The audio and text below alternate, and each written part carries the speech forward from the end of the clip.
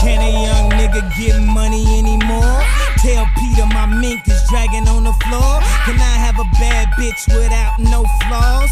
Come to meet me without no draws. Dinner with Anna Winter, racing with Anya Rubik. I told you motherfuckers it was more than the music. After my testosterone cycle, after my trend cycle, after I've used every single anabolics on the table, and there's an elephant on my shirt. This is everything you need to know about human growth hormone. What's going on, boys? Kai here from Formula Secrets. And if you're completely brand new to my channel, guys, hit that subscribe button because I guarantee I'll elevate your life overall.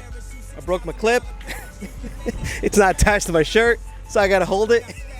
Anyways, boys, when it comes to human growth hormone, guys, it's one of those things to where it's pretty much the cherry on top, the whipped cream on top, and everything else that's literally on top, where your base is anabolic gear and not human growth hormone. Why? Because it's ridiculously expensive, but at the same time, it's one of those things where it elevates your entire physique overall after you have already built your foundation. Now, when it comes to my experience with HGH after, like I said, used every single anabolics on my belt I could find, at the same time, I was already on my 8th or 9th cycle, I believe, by the time I did my very first generic human growth hormone. So when it comes to my experience, boys, one of the best things that I found after it was in my system about a month and a half, because it does take forever for it to circulate within your system. So I was doing about, very low dosages, okay? Very low dosage, mainly because one, it's expensive, and two, I am not trying to go, bodybuilder mode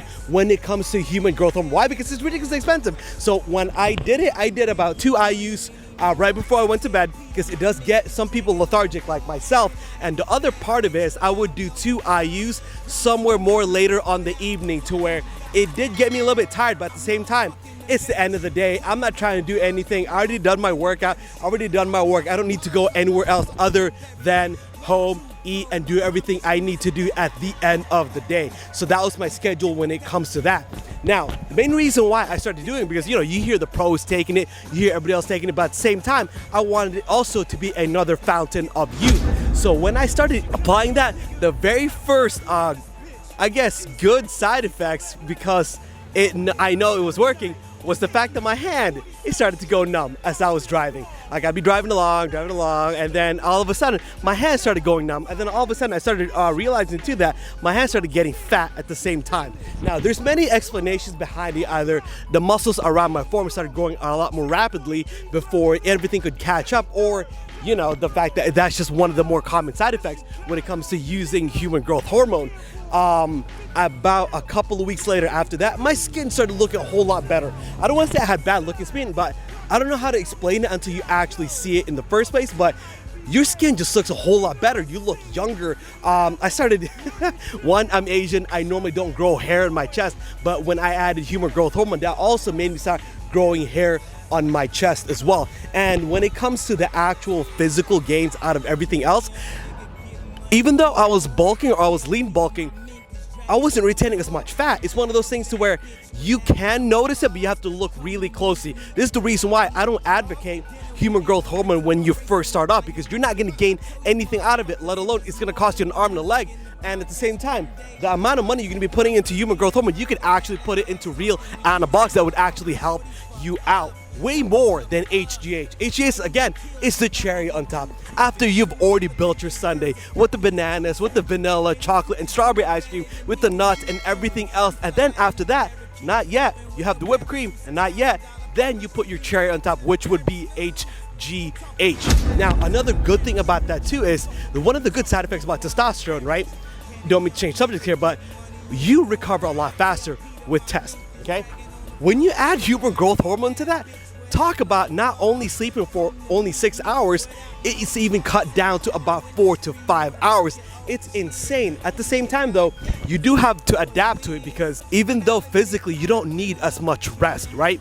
Mentally you still do, so you definitely need to work around that when it comes to sleeping. As in, you can't go to sleep at 9 p.m. anymore, at 10 p.m. because you're gonna wake up at 3 or 4 o'clock in the morning, and then what are you gonna do? Watch infomercials? watch, I don't know, the 6-minute abs or the elliptical or whatever late night commercials there are. So you actually have to work out your lifestyle around HGH or even testosterone by itself. But when you add the two, you're going to recover so much faster, mainly because the healing process and everything that comes with that. That's one of the best parts about human growth hormone and testosterone and all these anabolics, because you recover so quickly. But again, you also have to adapt your life on top of that as well. Now, when it comes to the cutting side, because I was talking about the lean bulking side, when it comes to the cutting side as well, oh my God, it's not as significant as DNP, it's not as significant as strength, but you absolutely notice the difference when it comes to your physique as well. Your abs are gonna start coming out more. You lose a lot more body fat while at the same time retaining the muscle tissue that you have. One of the biggest problems when it comes to cutting, guys, and nobody ever talks about, is you lose muscle tissue. Just because you think you're cutting and you're only trying to target your body fat, you absolutely lose the muscle tissue that you have as well. So don't think, oh, I'm gonna cut, I'm gonna retain all the muscle. No, this is the reason why when it comes to the long term, if you are about 160, 170, 180, I would rather you bulk and at the same time put your pride aside and be a fat kid for a good while, because when you do that, when you finally have earned the right or the luxury to cut, you have something to cut for. If you're 150 pounds and you're starting to cut just because for the sake you want abs, yeah, good luck. Good luck trying to look good, because yeah, you'll have abs, all right? But you're gonna look like some anorexic kid who's never eaten a grain of rice in his entire life. Just like how girls with big tits, it doesn't count when they also have a big belly as well. So your abs do not count when you're still wearing a small size shirt. Your abs do not count when you have 13-inch arms. And that's my point of that. Before I get into that, let's go back to the HGH. So when it comes to that, guys, it is just another fountain of youth.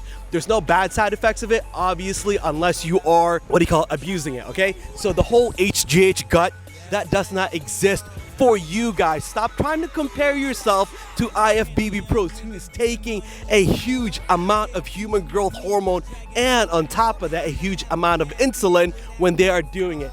There is no way a person, anybody here right now, can afford 18 to 25 IUs of human growth hormone. Yeah, you could get HGH gut, sure, but at the same time, you better be making well over 200 grand a year, because it costs a lot of money to use HGH, and that's just the generic version of it as well. So when you're using HGH, it is impossible for you to get HGH gut. So don't even mention that. That right there does not exist in your world, because we are staying below 6 IUs. We are staying below 4 IUs. It's between 2 in the morning or 2 at night. It doesn't matter what it is, okay? There is a threshold to be met to look like those guys on stage with, you know, the IFBB pros and stuff like that. But at the same time, that is not realistic, or we want that anyways, because that right there, guys, for you to get an HGH gut, Jesus, the amount of insulin that you have to use, the amount of human growth hormone that you have to use on top of the anabolics as well, that right there just does not exist into our world. So HGH does not exist. Sorry, HGH gut does not exist into our world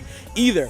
So when it comes to the overall view of HGH, if you've already done, hypothetically, if someone were to ask me about human growth hormone, okay, this would be my suggestion to them, or the many athletes that I do train. If you've already done your test cycle, if you've already done your trend cycle, if you've already done your NPP cycle, and if you've already done every single anabolics in between, and also tons of cycles under your belt, like your cutting cycle, your bulking cycle, you've already done your cruises, you've already done your post-cycle therapy, and at least a whole lot of cycles under your belt, then that is warranted for you to start exploring HGH.